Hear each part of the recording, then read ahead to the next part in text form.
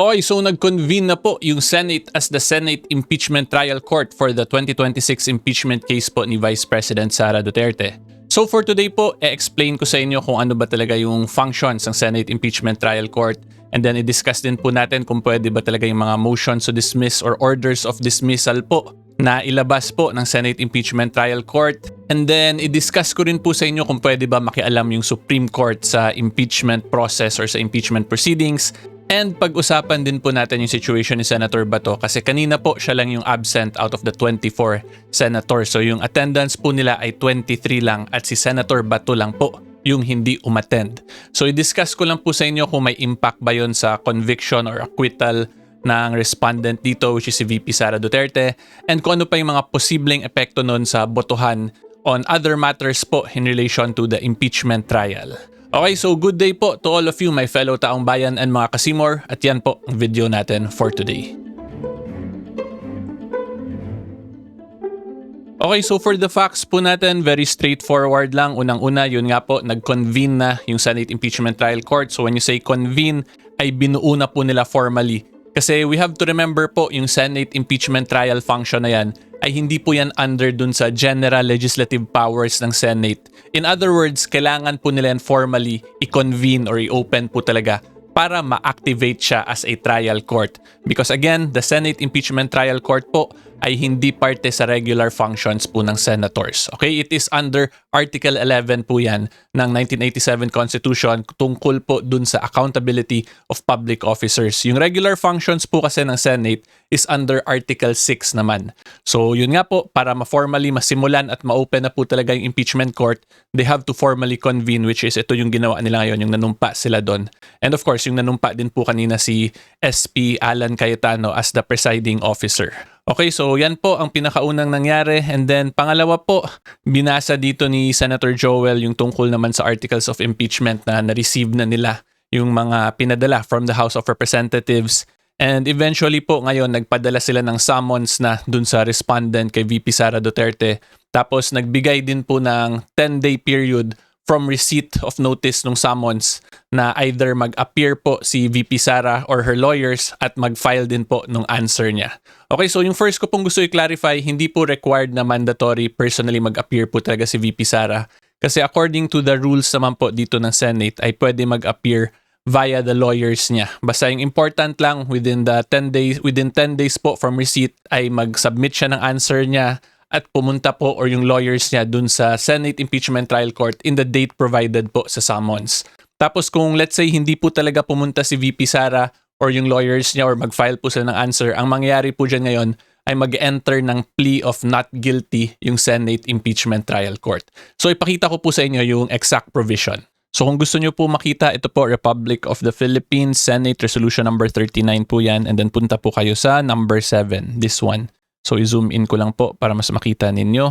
And then yung relevant provision po natin is nandito sa latter part. So kung makita po ninyo dito, if the person impeached after service shall fail to appear either in person or by counsel on the day so fixed or appearing, shall fail to file his answer to such articles of impeachment, the trial shall proceed nevertheless as upon a plea of not guilty. Okay, so again, ang current stage po natin ay magpapadala na ng summons yung Senate Impeachment Trial Court kay VP Sara para mag-appear on a specific date sa trial court at mag-file po ng answer niya. Okay, so yan po ang magandang una ninyong maintindihan talaga. So pasensya na po kung medyo magulo kasi ito rin pong rules sa Senate website, magulo din po eh. Ginawa nilang 2 columns.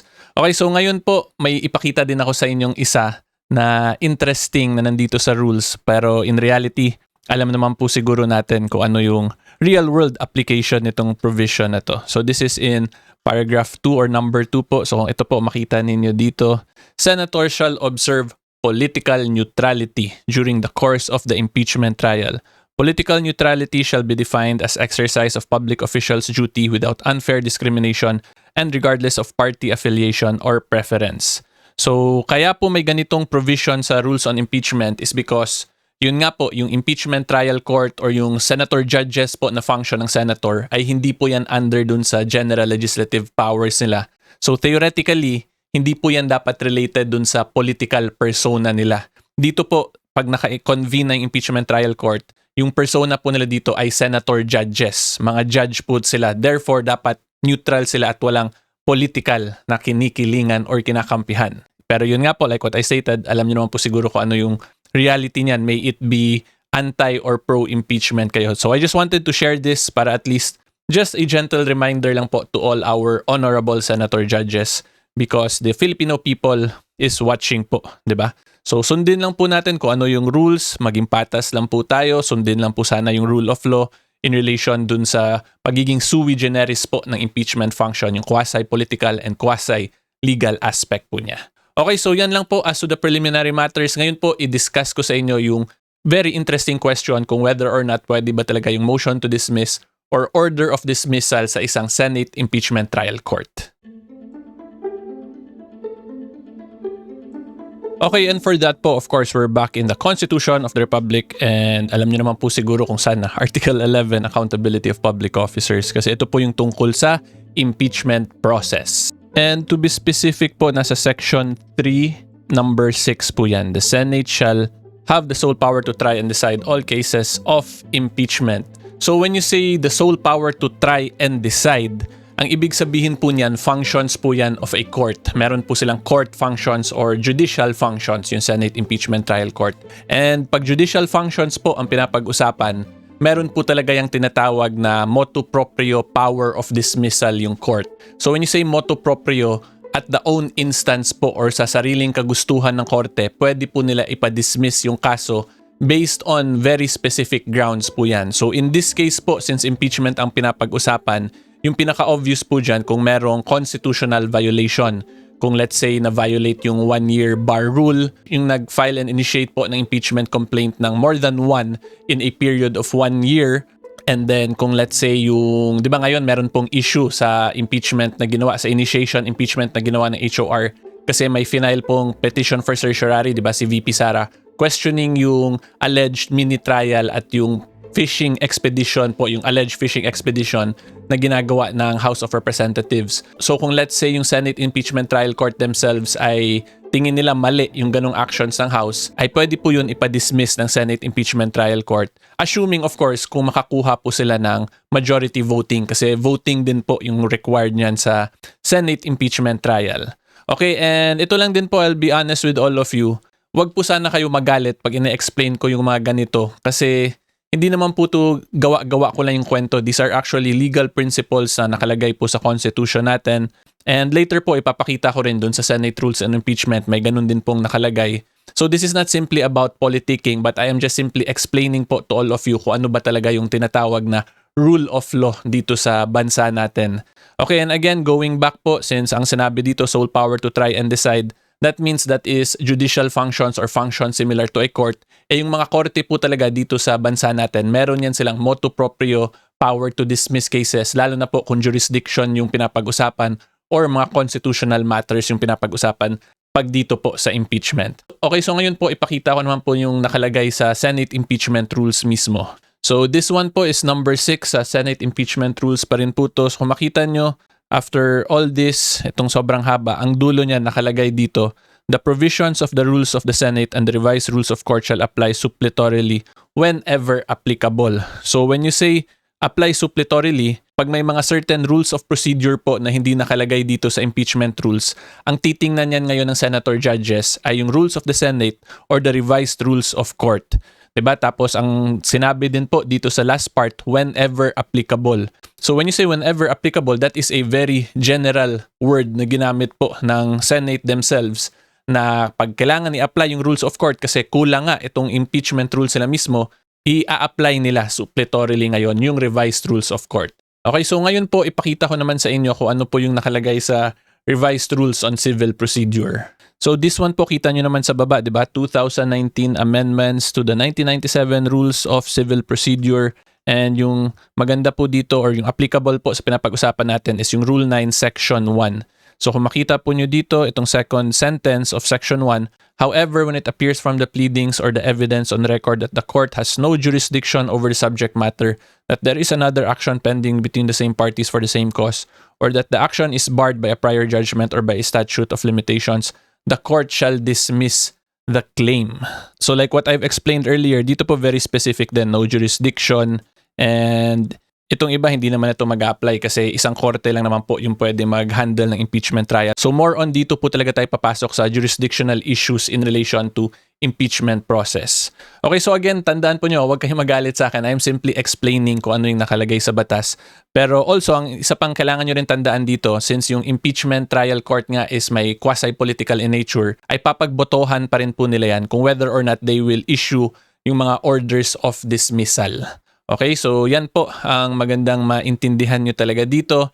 And I am not also stating naman na may mali talagang ginawa dun sa HOR. Kasi currently, wala pa naman pong actual decision talaga yung Supreme Court, diba? Pending pa yung petition for certiorari ni VP Sara. But I am simply explaining po to all of you kung whether or not pwede ba yung mga orders of dismissal from an impeachment trial court. At kung ako nga po ang tatanungin ninyo, pwede po yan kasi itong sole power to try and decide is a very general term na ginamit, therefore that includes all functions of the judicial system or of a court, kung saan it includes the power po to motu proprio dismiss at their own initiative po yung mga certain cases because of lack of jurisdiction or in this case, yung constitutional issues. Okay?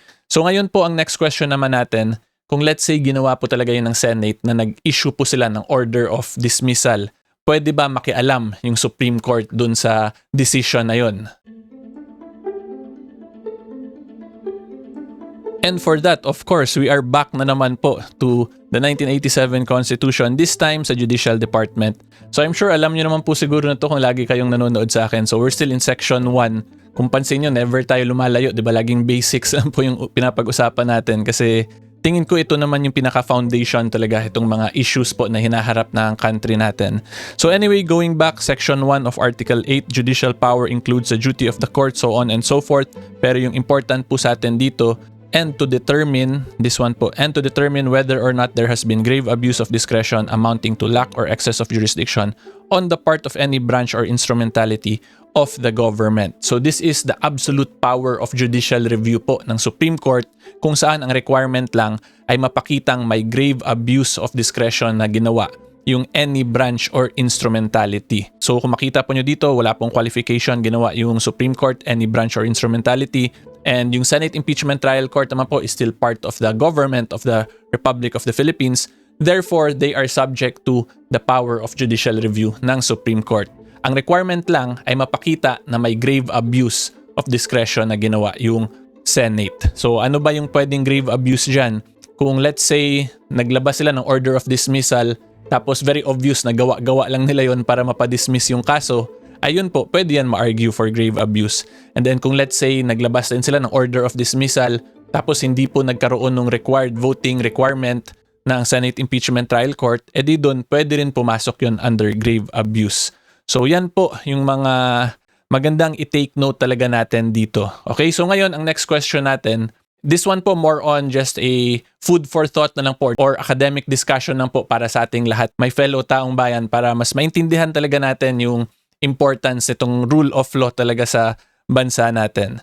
So, ang question po dyan ay kung may ganung power ang Senate Impeachment Trial Court, yung mag-issue nga po ng order of dismissal, considering the circumstances na nangyayari po ngayon sa bansa natin, ay dapat ba nila gawin po yung order of dismissal? So quick break lang po mga kasimor, gusto ko lang po kasi kayo pasalamatang lahat because we have recently crossed 400,000 subscribers po sa YouTube. Sa mga hindi pa po nag-subscribe pero laging nanonood, hopefully po you can consider subscribing kasi wala naman pong bayad yung subscription sa YouTube ko. 100% free po ang YouTube subscription. Okay, and of course, don't forget also to like this video para po mas bigyan pa kayo ng ganitong content ng mga algorithm sa social media. Okay, so again po, maraming salamat for the support. Ngayon po, tuloy tayo sa discussion. Okay, at kung ako po ang tatanungin ninyo, yung personal na sagot ko po dyan ay mas maganda po kung aantayin na lang yung decision ng Supreme Court. Diba? Kasi currently may final na nga po si VP Sara ng petition for certiorari naman questioning yung alleged mini trial and alleged fishing expedition. Therefore, it violated her right to due process and other constitutional provisions pa in relation to impeachment. So mas maganda po kung antayin na lang yung decision ng Supreme Court regarding that issue. Kasi in the last Supreme Court decided case in relation sa impeachment, yung Duterte versus HOR, the 2025 case, di ba very detailed po yung in-explain doon ng Supreme Court kung paano ma-apply yung due process and the entire impeachment proceeding, tapos kung ano yung rule of just law. So ang point ko lang po talaga dito, since may ganong pending na, therefore kung maglabas po ng decision yung Supreme Court as to that case, ay tingin ko magiging detalyado po ulit yon, which will address kung whether or not meron ba talagang constitutional violation or jurisdictional violation or grave abuse of discretion yung House of Representatives in relation to the alleged fishing expedition and alleged mini trial. Okay, so again, kung ako lang po ang tatanungin, mas maganda antayin na lang yun ng Senate Impeachment Trial Court na lumabas yung decision from the Supreme Court, kasi pag Supreme Court na po yung nag-decide talaga, it means yun yung proper interpretation of the law. Therefore, as to that issue, makita po talaga natin kung whether or not may grave abuse ba yung House of Representatives in relation nga po dun sa alleged fishing expedition and mini trial. Okay, so this is just my my point of view or my professional assessment. At the end of the day, hindi ko po dinidiktahan yung mga senator judges natin, kasi kung gusto po nila mag-issue ng order of dismissal, then that is their prerogative, kasi sila naman po yung binigyan ng power na ganyan ng ating Constitution. Okay, and for the last part po of today's video, pag-usapan po natin yung tungkol kay Senator Bato, kung ano ba yung posibleng epekto nun sa impeachment trial court, maka-apekto ba yun sa conviction vote, sa acquittal vote, or on other matters po in relation sa voting ng impeachment. Ang sagot po dyan ay posibleng maka-apekto kung let's say boboto po si Senator Bato for a conviction, syempre -1 yun. Assuming conviction po yung magiging vote ni Senator Bato. Pero kung let's say hindi siya magvo-vote for a conviction, either acquittal po siya for acquittal or abstain, therefore irrelevant po kung whether or not a-attend si Senator Bato. Kasi at the end of the day, ang magic number po kasi sa impeachment conviction ay 16 po. Kasi ang nakalagay po sa Constitution natin, 2/3 vote of all members of the Senate. So 2/3 of 24 is 16. Therefore, 16 po talaga yung magic number when it comes to conviction, regardless kung ilan pa yung mag-vote for an acquittal or yung mag-abstain. Pero ang tingin ko pong posible lang maka-apekto si Senator Bato because of his absence is the regular proceedings po ng Senate Impeachment Trial Court. Kasi in the rules of the impeachment din po ng Senate, may nakalagay kasi doon na may certain matters na pwede i-put into a vote ng mga members, tapos pagdesisyonan nila kung whether or not may mga gagawin ba silang mga certain actions during the trial process. So kung let's say may sabihin sila na buksan yung ganito or wag buksan yung ganyan, di ba currently po yung majority 13 na sila.